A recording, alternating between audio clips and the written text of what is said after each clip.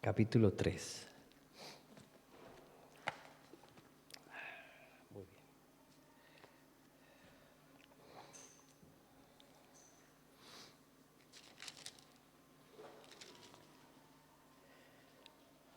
Daniel capítulo 3. Cuando ustedes estén ahí me dicen amén, estoy en Daniel 3. Daniel capítulo 3, versículo 10 en adelante. Y leeremos hasta el 20. Daniel capítulo 3, versículo 10 hasta el 20. Y dice la palabra de Dios en el nombre del Padre, del Hijo y del Espíritu Santo. Tú, oh rey, has dado una ley que todo hombre, al oír el son de la bocina, de la flauta, del tamboril, del arpa, del salterio, de la zampoña y de todo instrumento de música, se postre y adore la estatua de oro. Y el que no se postre y adore, sea echado dentro de un horno de fuego ardiendo. Hay unos varones judíos, los cuales pusiste sobre los negocios de la provincia de Babilonia, Sadrach, Mesach y Abednego. Estos varones, oh rey, no te han respetado, no adoran tus dioses, ni adoran la estatua de oro que has levantado. Entonces Nabucodonosor dijo con ira y con enojo que le trajesen a Sadrach, Mesach y Abednego. Al instante fueron traídos estos varones delante del rey. Habló Nabucodonosor y les dijo: ¿Es verdad, Sadrach, Mesach y Abednego, que vosotros no honráis a mi Dios ni adoráis la estatua de oro que he levantado? Ahora pues, ¿estáis dispuestos para que al oír el son de la bocina, de la flauta, del tamboril, del arpa, del salterio, de la zampoña y de todo instrumento de música, os postréis y adoréis la estatua que he hecho? Porque si no la adoráis, en la misma hora seréis echados en medio de un horno de fuego ardiendo. ¿Y qué Dios será aquel que os libre de mis manos? Sadrach, Mesach y Abednego respondieron al rey Nabucodonosor diciendo: no es necesario que te respondamos sobre este asunto. Y aquí nuestro Dios, a quien servimos, puede librarnos del horno de fuego ardiendo, y de tu mano, oh rey, nos librará. Y si no, sepas, oh rey, que no serviremos a tus dioses, ni tampoco adoraremos la estatua que has levantado. Entonces Nabucodonosor se llenó de ira y se demudó el aspecto de su rostro contra Sadrach, Mesach y Abednego, y ordenó que el horno se calentase 7 veces más de lo acostumbrado, y mandó a los hombres muy vigorosos que tenían su ejército que atasen a Sadrach, Mesach y Abednego para echarlos en el horno de fuego ardiendo. Esta historia creo que la conocemos todos. Una historia muy emblemática de fe, una historia que nos desafía hoy, en este siglo. El título de este pensamiento es Manteniendo las convicciones en medio de la prueba. Manteniendo las convicciones en medio de la prueba. Al leer esta historia yo me preguntaba, ¿qué es lo que hace que estos hombres sean tan radicales, tan determinados en su decisión?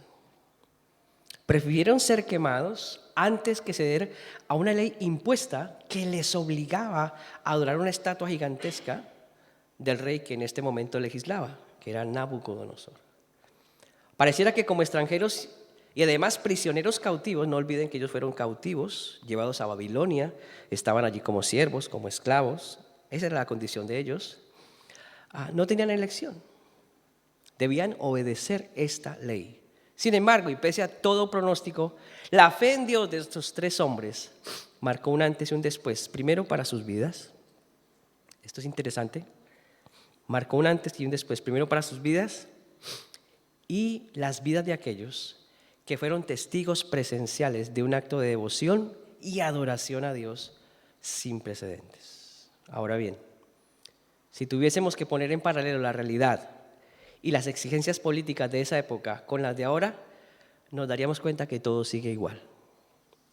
Las leyes que se decretan hoy ponen entre la espada y la pared la fe y la devoción de muchos creyentes en el mundo. Esa es la realidad hoy. Así que no te creas que es una historia de antaño muy bonita que quedó registrada en el Antiguo Testamento, en el tiempo en el que el profeta Daniel estaba ministrando, sino que es una historia que aún después de tantos siglos se sigue repitiendo hasta hoy.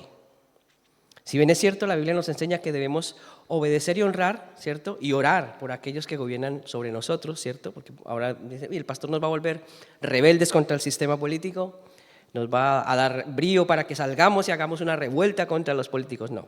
Mira lo que dice 1 Timoteo 2, 1 y 2. Exhorto ante todo a que se hagan rogativas, oraciones y peticiones y acciones de gracias por todos los hombres, por los reyes y por todos los que están en eminencia, para que vivamos quieta y reposadamente en toda piedad y honestidad. También dice Romanos 13:1, sométase toda persona a las autoridades superiores, porque no hay autoridad sino de parte de Dios, y las que hay por Dios han sido establecidas. Pareciera que estos textos nos invitan a escuchar, callar y obedecer.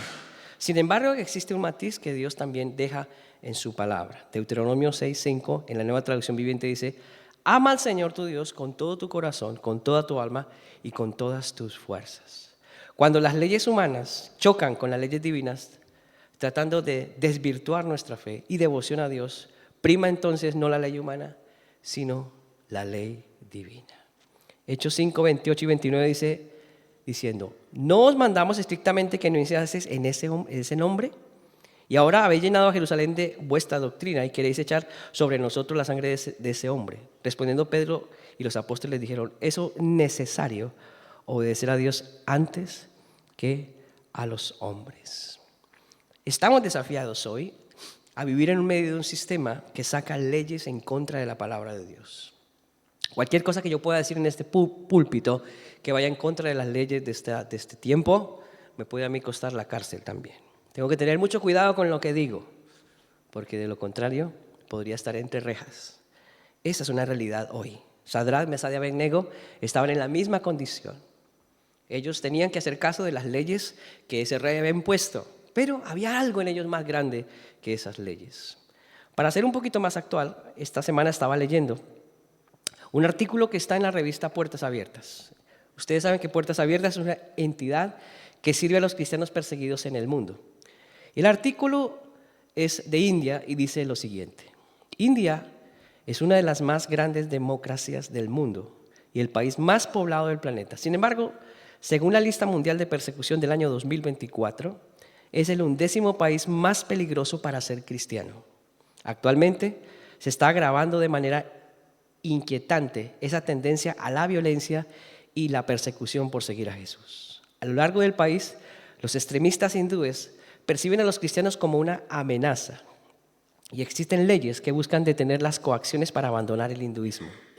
Estas leyes anticonversión se acaban usando de manera indebida, por lo que aquellos cristianos que comparten su fe suelen ser acusados de criminales, amparándose en esta norma. Esto pasa hoy, en 2024, en India. Mantener la fe y la devoción a Dios nunca ha sido ni será fácil para el verdadero cristiano. Para el verdadero cristiano, Para el cristiano que es a medias, pues no es problema, porque si no habla, si no comparte su fe, si no dice nada, si nadie se da cuenta que es cristiano, pues se pasa desapercibido. Pero para el verdadero cristiano, aquel que entiende que tiene un compromiso con Dios en la tierra, que debe ser luz y sal, sí es difícil, es bien difícil. Entonces, nuestra devoción y nuestro amor por el Señor nos mantienen despiertos y nos desafían en un mundo en el que las convicciones, o más bien en un mundo que ataca nuestras convicciones. Pero gracias a Dios que tenemos a su Espíritu y su palabra. Nuestra fe es puesta a prueba cuando tenemos que hacer valer nuestras convicciones. Este mundo pide respuestas y este mundo tiene sus propias ideas. Y ahí es cuando entra la iglesia con unas convicciones del cielo para traer luz a un mundo caído, a un mundo que nos invita a consensuar con el pecado, a un mundo que nos invita a ver el pecado como algo trivial. Ese es el mundo en el que estamos, un mundo que dibuja el pecado tan bonito que pareciera como que no pasa nada, pero sí pasa, porque Dios es santo. Nuestra fe es puesta a prueba cuando tenemos que demostrar con hechos las razones del por qué creemos en Jesús y en su palabra. Nuestra fe es puesta a prueba constantemente con un objetivo, para que sepamos en qué grado de calidad está. Sí, porque cuando conocimos a Jesús, entramos en ese camino de fe. Pero el Señor no dijo, bueno, ahí los dejo. No, Él empezó a pulirnos y a probarnos y a probar nuestra fe hasta que sea tan pura como el oro. Así es que Dios prueba nuestras vidas. Entonces el pasaje de hoy nos invita a pensar hasta qué punto nuestra fe en Jesús nos daría el coraje para hacer frente a las demandas anticristianas de un mundo caído que pretende poner en entredicho nuestras convicciones. En el texto encuentro 3 acciones de fe que nos pueden ayudar a mantenernos firmes en nuestras convicciones en tiempo de prueba. Seguramente que si usted lo lee, Dios, que es tan bueno, el Espíritu Santo, que da tanto entendimiento y tanta luz, le revelará a usted muchas más. Pero bueno, de momento yo encuentro 3. La primera es que para mantener firmes nuestras convicciones en tiempo de prueba, necesitamos mantener una identidad clara en Dios y en su palabra. Y esto es muy importante. Si usted no tiene una identidad clara en Dios y en su palabra, es difícil mantener una convicción. El versículo 12 tiene una expresión significativa. Y yo me quedo con esa expresión cuando llegan las personas que están juzgando, criticando, están echándole el ojo a Sadrach, Mesach y Abednego de cómo actúan ellos frente a la estatua. Dicen, estos ya los pillamos, vamos a ir al rey y le vamos a contar que ellos no hacen caso, que se están pasando por alto sus normas, sus leyes. Así que van rápido al rey, ¿no? Y dice, hay unos varones judíos. Me encanta que detengamos ahí un momentito el pensamiento. Su sello de identidad radica en el Dios que los escogió y los llamó para que fuesen su pueblo. Desde el capítulo 1, versículos 6 y 7 del libro de Daniel, vemos a estos hombres con una convicción clara de quienes están en medio de un reino, pero no se quieren contaminar. Usted lo puede leer, capítulo 1, versículos 6 y 7. Dice, Daniel propuso en su corazón no contaminarse con la porción de la comida del rey. Y ahí estaban con él Sadrach, Mesach y Abednego.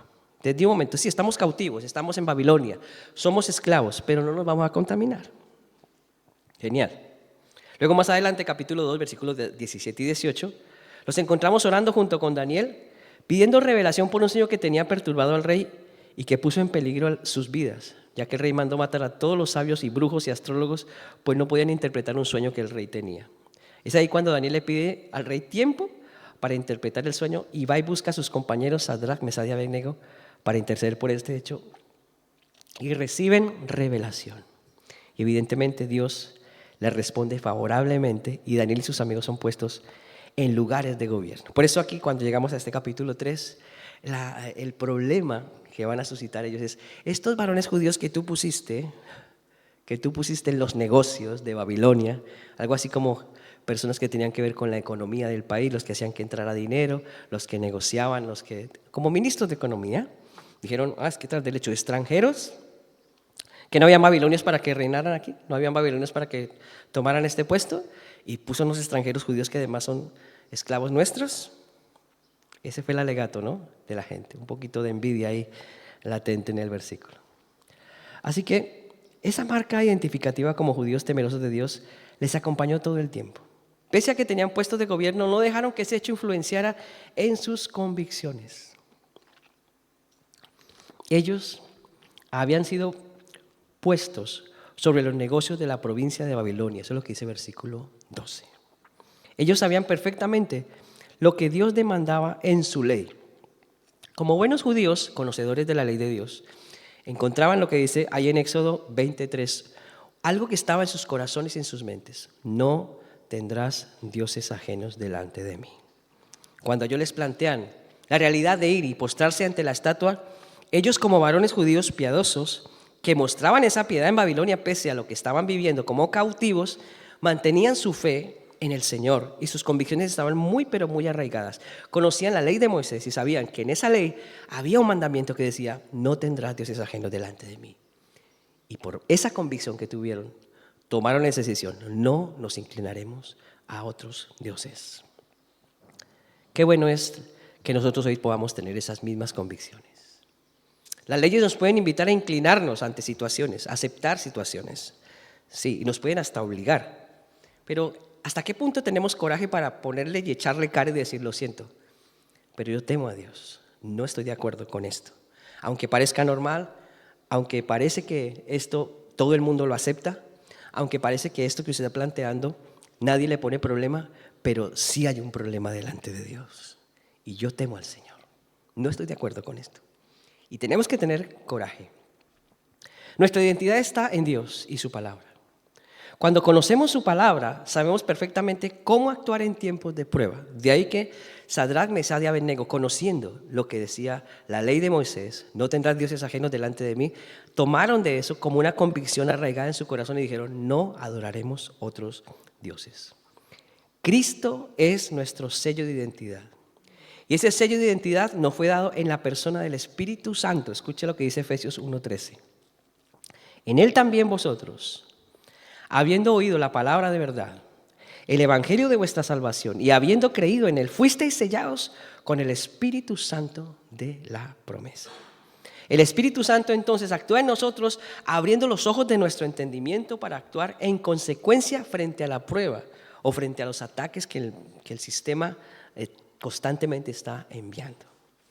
Colosenses 1:9-11 dice, por lo cual también nosotros, desde el día que lo oímos, no cesamos de orar por vosotros y de pedir que seáis llenos del conocimiento de su voluntad en toda sabiduría e inteligencia espiritual, para que andéis como es digno del Señor, agradándole en todo, llevando fruto en toda buena obra y creciendo en el conocimiento de Dios, fortalecidos con todo poder conforme a la potencia de su gloria, para toda paciencia y longanimidad. Increíble. Las convicciones no vienen porque sí. Las convicciones nacen cuando hay personas que toman la palabra de Dios y la escudriñan a conciencia. Ahí nacen las convicciones del verdadero creyente. Las convicciones nacen cuando yo me pongo delante de la Biblia y le pido al Espíritu Santo que me dé revelación para no solo llenar mi cabeza de conocimiento, sino que ese conocimiento trascienda y transforme mi vida. Cuando ese conocimiento trasciende y pasa de aquí al corazón y transforma mi vida, entonces yo ya estoy en otro nivel, en el nivel del reino de Dios, que es el nivel que Dios quiere que todos estemos.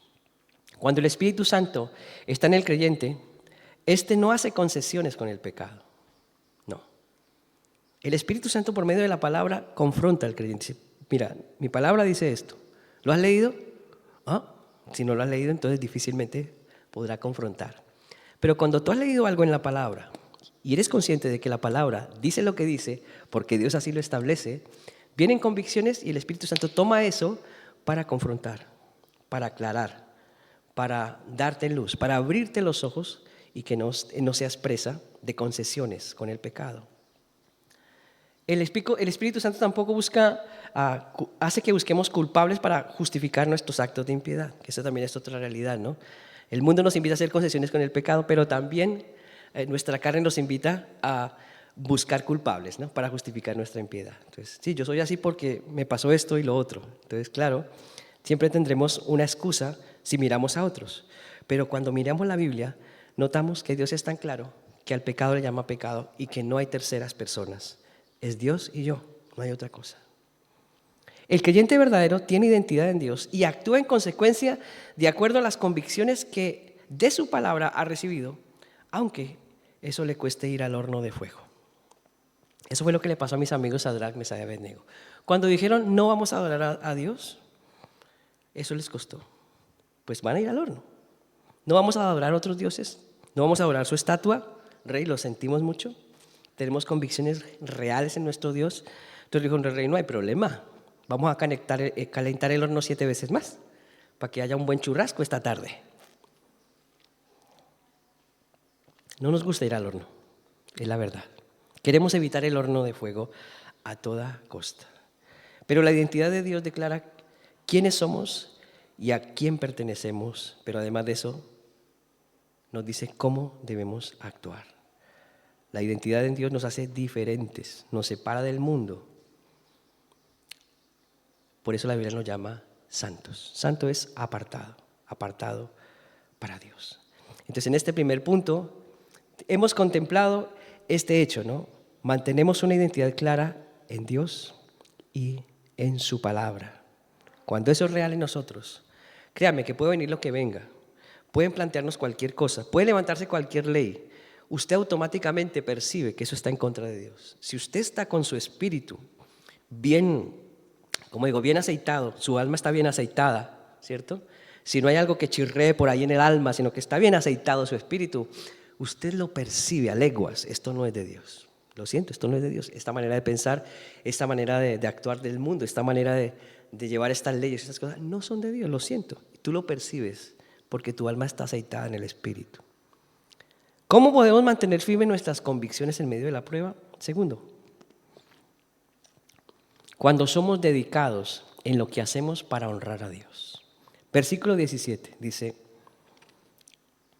he aquí nuestro Dios a quien servimos puede librarnos del horno de fuego ardiente, y de tu mano, oh Rey, nos librará. El versículo dice que ellos servían a Dios. Así fue como le contestaron. Imagínate que dicen: te vamos a echar al horno de fuego. ¿Cómo se le ocurre, Rey, que nos va a hacer eso si nosotros todo el dinero que le hemos hecho ganar a este reino, nuestra buena administración, nuestro buen comportamiento, usted ve las arcas y a usted no le falta dinero, hemos hecho prosperar? No sacaron nada de eso. Es más, dijeron: no es necesario que hablemos de este asunto. No vamos a perder el tiempo en milongas.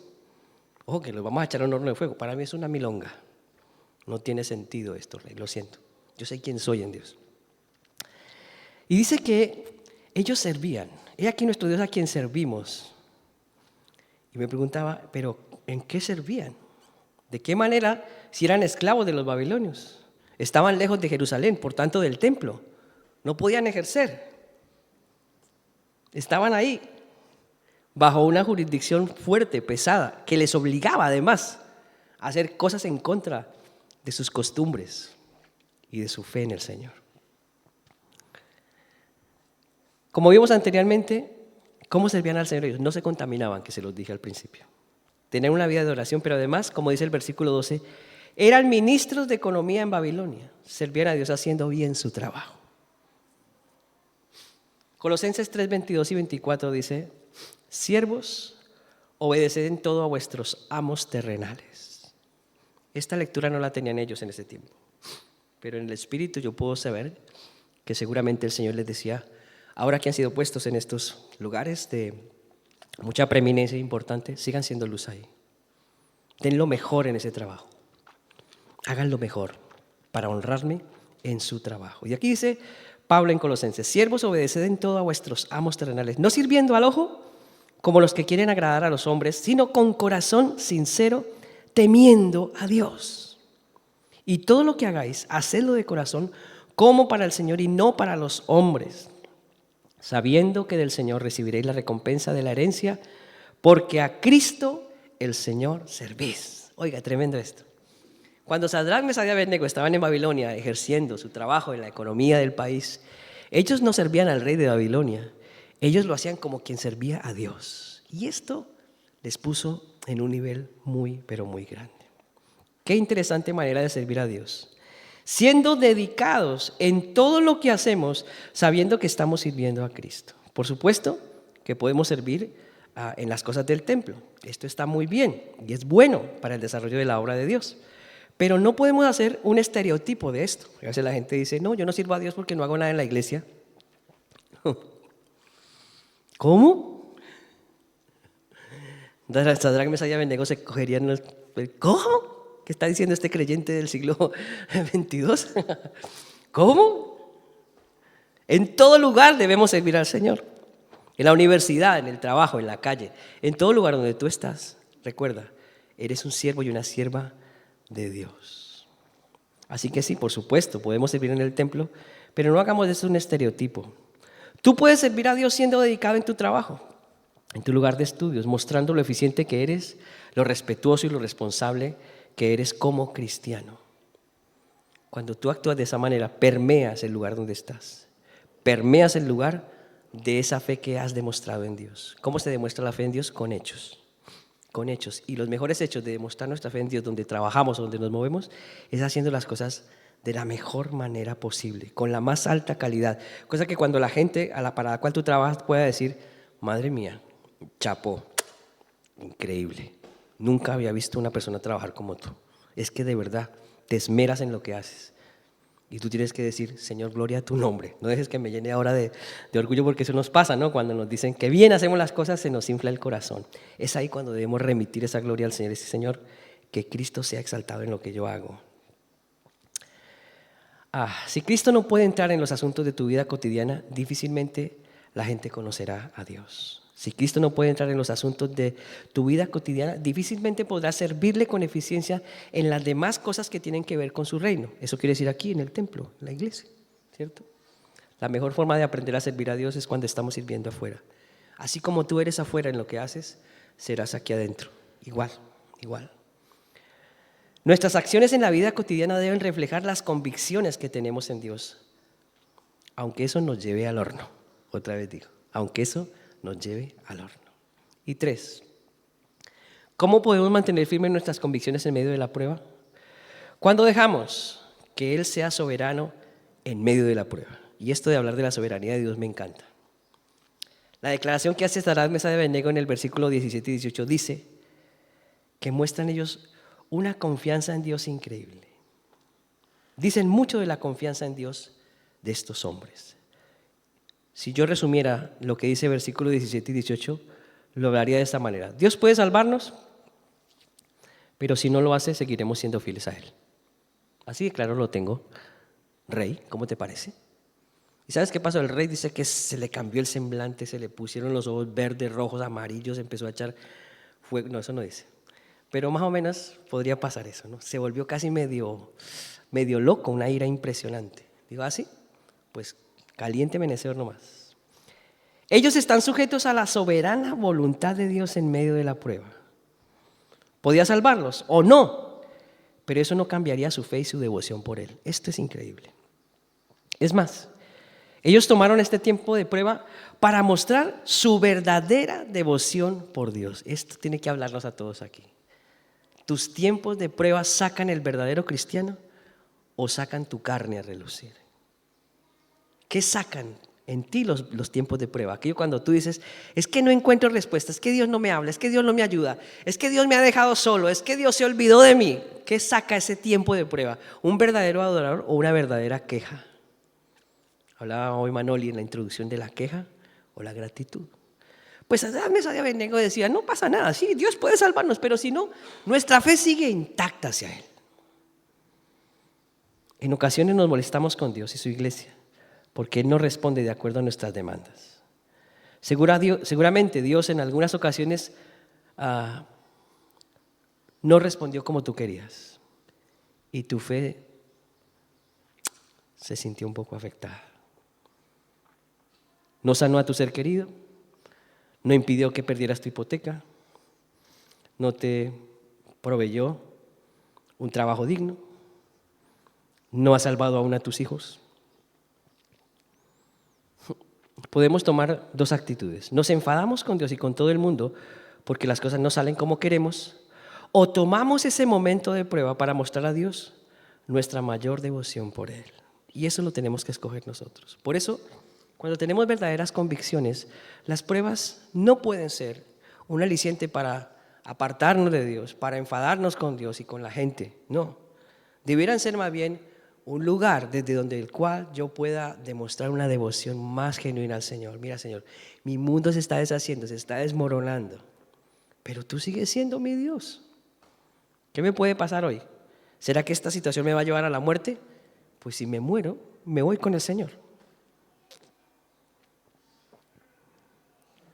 Es así de claro. Si las pruebas que tenemos nos llevan al horno de fuego y allí nos desintegramos, Sadrach, Mesach y Abednego lo tenían claro. Seguimos y ahora ahí sí con más veras estaremos con Dios para siempre. No pretendas que la gente entienda tu situación. La verdad, hermanos, es que nadie puede entender tus situaciones difíciles.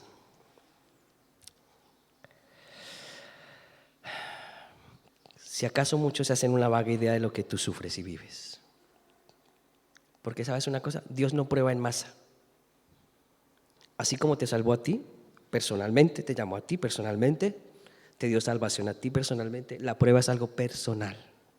Entonces eso que cuando la gente dice, no, yo me pongo en tus zapatos, yo creo que eso es mentira. Es muy bonito, es un bonito eslogan, ¿no? Me voy a poner en tus zapatos, me voy a poner en los zapatos del pastor. No, nadie podrá sentir lo que yo siento al ver la iglesia vacía.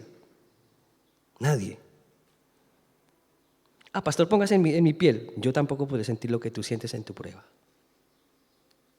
Así me intente poner tus zapatos, no podré.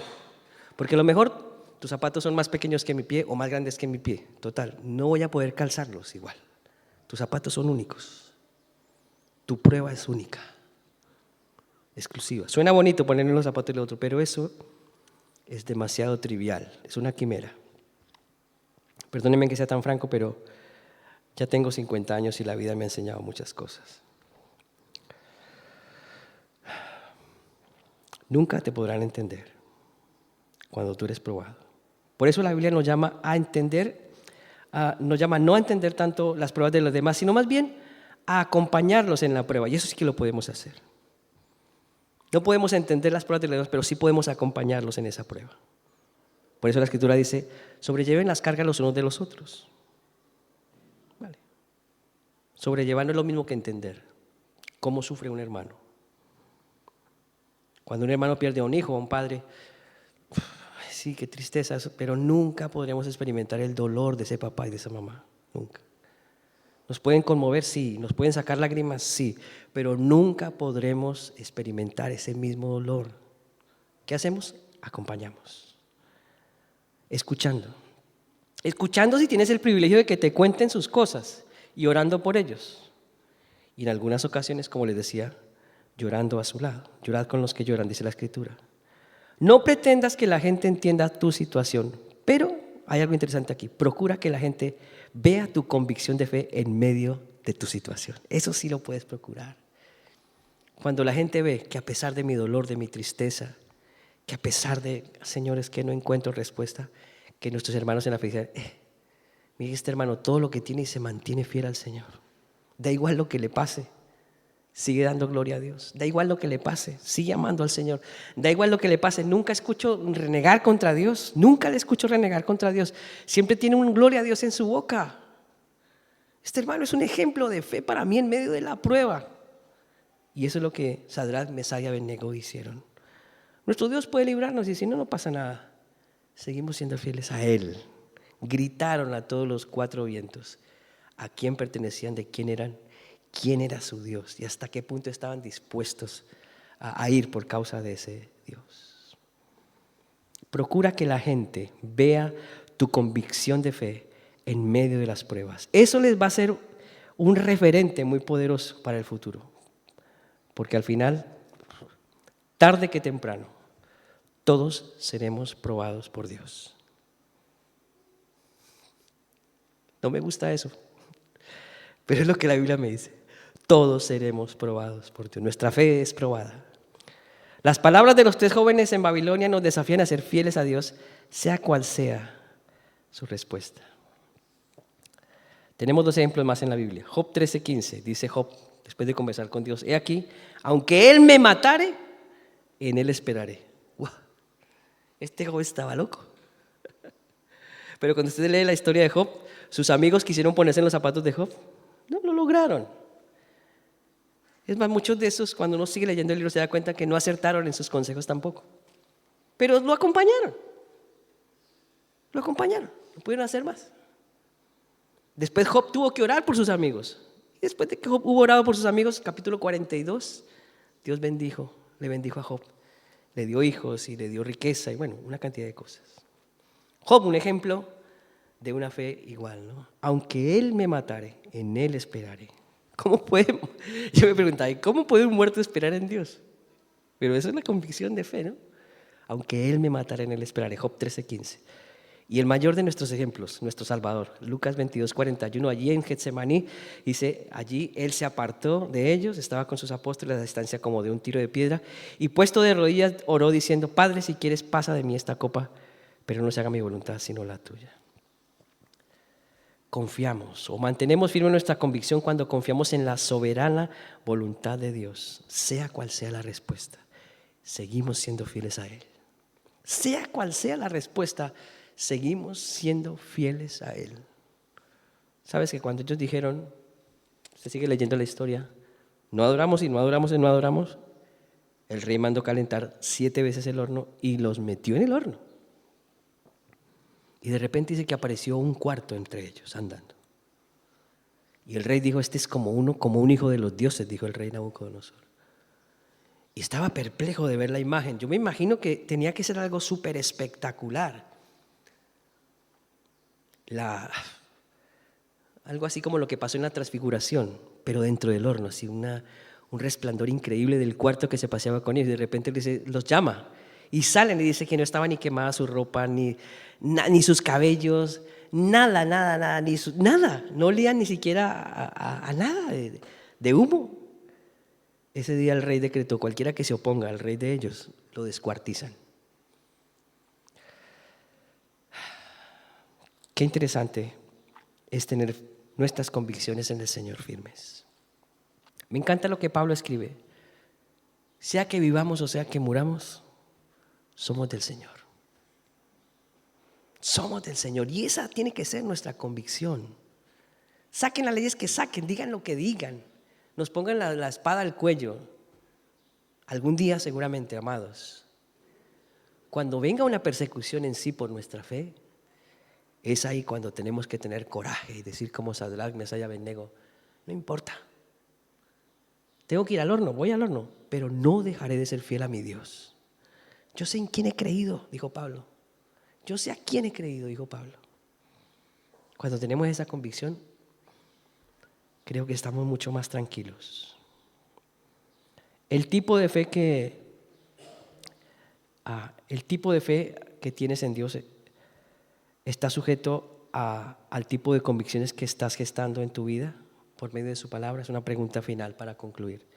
¿El tipo de fe que tienes en Dios está sujeto al tipo de convicciones que se están gestando en tu vida por medio de su palabra? Vamos a orar.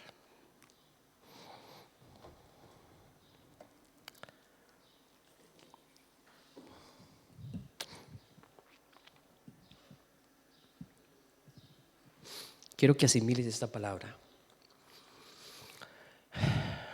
que sientas esta palabra en tu corazón en esta mañana, que la dejes asentarse en tu espíritu, que pienses que el Dios de Sadrach, Mesach y Abednego es también tu Dios y es tan celoso, sigue siendo celoso por ti porque te ama.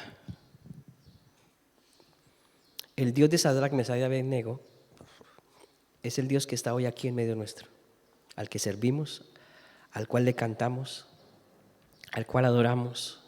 Como cantábamos, tú eres el Dios que adoramos. Ese es el Dios que te ama de verdad. Él es el único que puede darte convicciones profundas, fuertes, sostenibles, duraderas.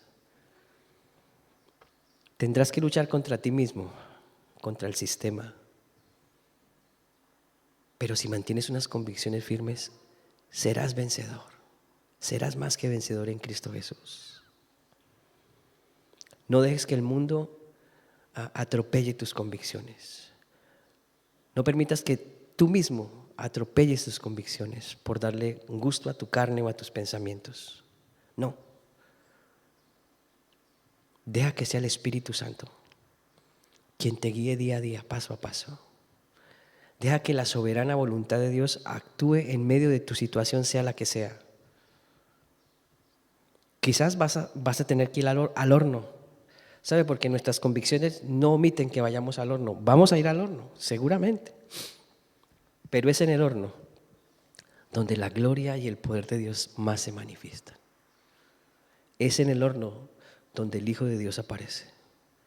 Es en el horno donde toda la gente de afuera ve, hay algo en esa persona tan diferente. Eso es lo que el mundo tiene que ver. Que tus convicciones no sean atropelladas. Pídele al Espíritu Santo que te ayude a tener convicciones con una raíz profunda en Él y en su palabra. Porque, amados, el mundo que nos tocó vivir y el que vivirán nuestros nietos será más corrompido y más complicado. Las convicciones serán mayormente atacadas.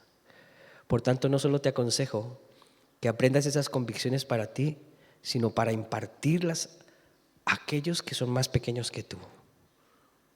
Para que tengas algo que decirles, algo que contarles. Y tus hijos y tus nietos vean, mi mamá, mi papá son hombres y mujeres de convicciones profundas. Yo quiero tener esas convicciones, Señor. Padre bueno, yo ruego para que en este día nos ayudes. Ayúdanos, Señor, a mantener convicciones profundas por medio de tu palabra.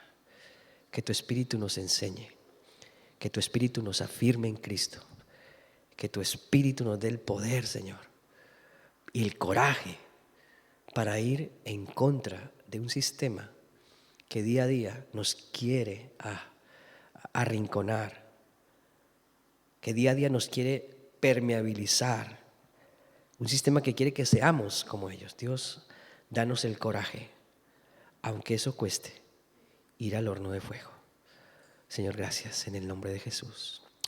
Amén. Amén.